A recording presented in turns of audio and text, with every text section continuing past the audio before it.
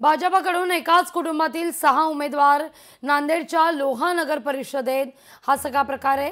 6 सदस्यांना उमेदवारी दिल्यानं राजकीय वर्तुळात चर्चा आहे।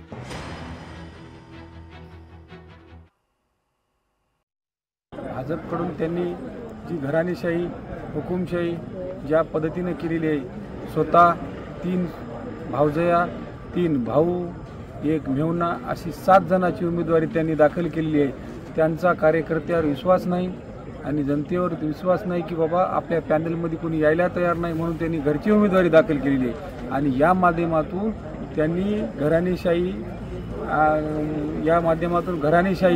की आपली तिथं आभारीत राहावे आणि घरची मालमत्ता जशी आहे नगरपालिका अशा पद्धतीचे वर्तन आहे, म्हणून त्यांनी कुठल्याच म्हणजे सगळं काही आपल्या घरी जावं म्हणून त्यांनी घरची 7 जणांची उमेदवारी दाखल करून आणि दुसरे त्यांची पार्टनर 4 त्याचे 7 आणि 4 10 11 तासे आणि सगळे योग्य होजी म्हणणारे 5-6 जण करून या गावामध्ये त्यांनी असं या पद्धतीचं कामकाज सध्या चालू केलेलं आहे।